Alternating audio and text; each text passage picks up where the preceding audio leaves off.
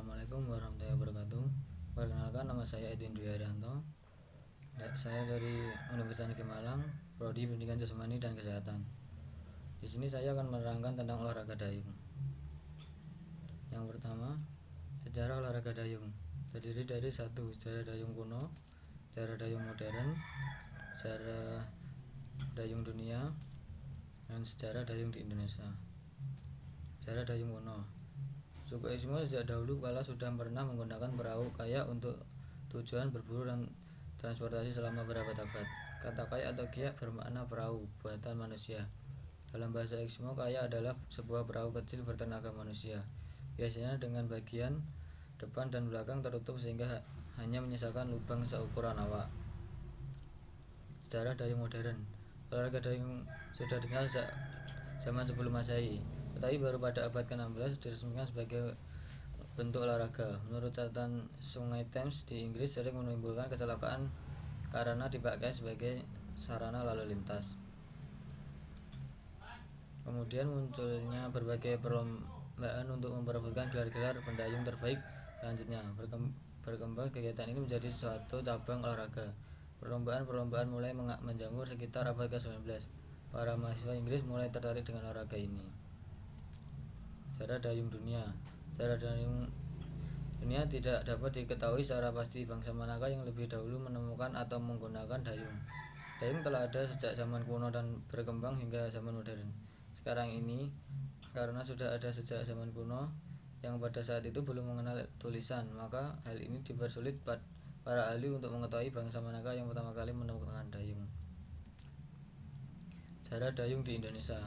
Sejarah dayung di Indonesia sama dengan sejarah dayung lainnya, tidak dapat diketahui secara pasti siapa pertama kali menggunakan dayung. Masyarakat di Indonesia menggunakan sampan kecil dan biasanya dengan satu buah dayung kecil. Penggunaan dayung banyak ditemukan di wilayah Kalimantan, yaitu tempatnya di Banjarmasin, Kalimantan Selatan.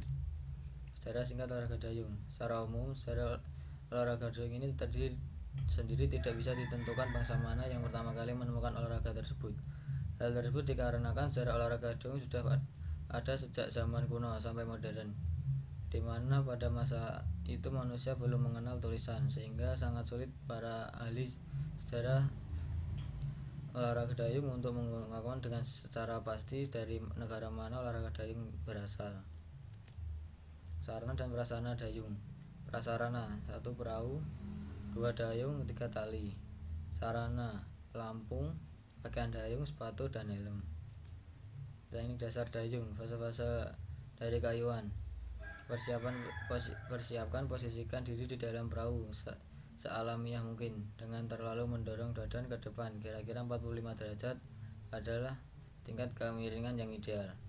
Awalan pertama dari kayuan. Pada awal kayuan, berat tubuh atlet ditransmisikan kepada foot tracer melalui kaki. Pada saat yang sama, atlet secara aktif menggunakan otot-otot badannya untuk menghasilkan tenaga yang cukup di air. Akhirnya dari kayuan dan pelepasan atau rilis otot pundak dan tangan berperan pada saat mengakhiri kayuan. Pada bagian ini, titik berat pada harus tetap dijaga agar tetap berada di belakang dayung untuk mendapatkan efek maksimal pada air kayuan.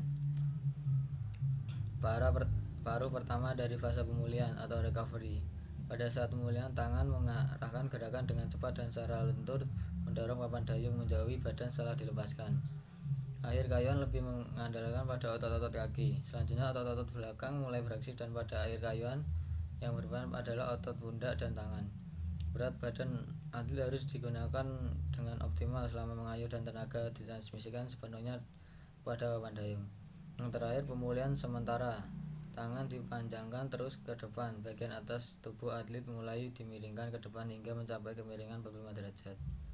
Ketika tangan dikembangkan dan bagian atas tubuh berada pada posisi awal, maka atlet mulai menggerakkan dudukan maju ke depan untuk memulai kayuan baru. Itulah yang bisa saya sampaikan pada kegiatan teknik belajar olahraga dayung ini.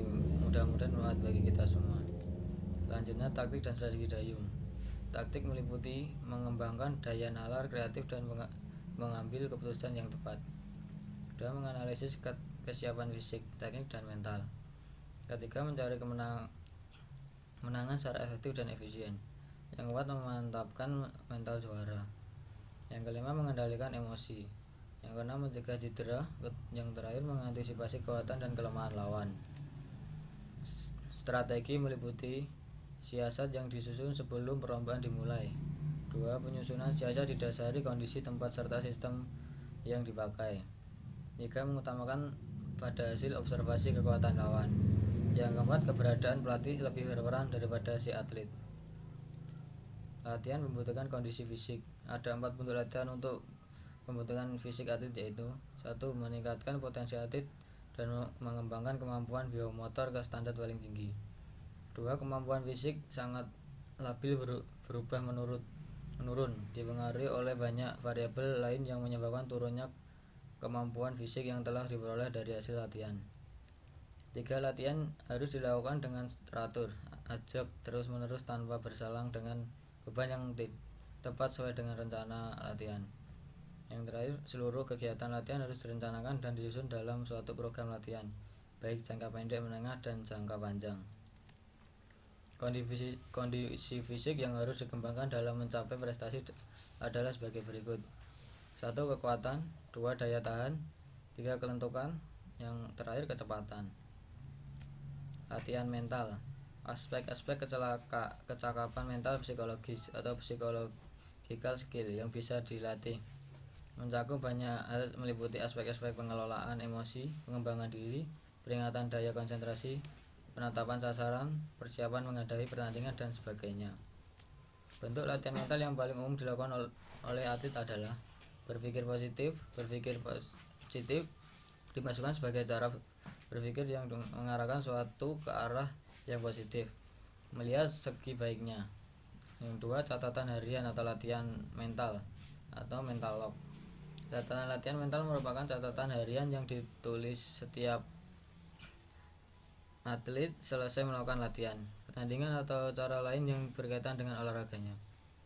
Yang ketiga, penetapan sasaran atau goal setting. Penetapan sasaran atau goal setting perlu dilakukan agar atlet memiliki arah yang harus dituju.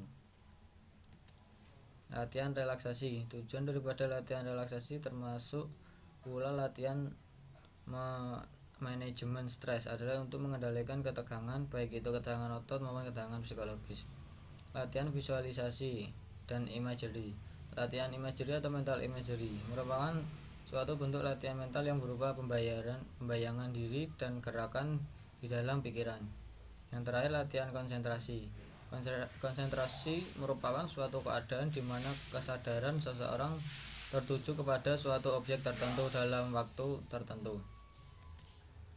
Peraturan perlombaan dayung bisa dilihat sendiri di slide karena terlalu banyak ini peraturannya. Penjurian dayung. Juri adalah sebuah dewan untuk menilai atau menghakimi suatu atau seseorang. Sebuah dewan juri seringkali disusun dalam sebuah pengadilan di beberapa negara tertentu. Dalam sebuah pertandingan, sebuah tim juri juga bisa disusun untuk menilai prestasi para peserta. Organisasi dayung di Indonesia.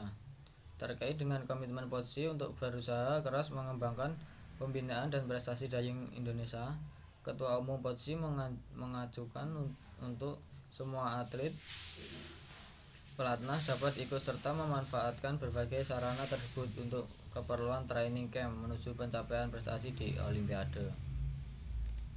Sekian presentasi dari saya, kurang lebihnya mohon maaf. Terima kasih.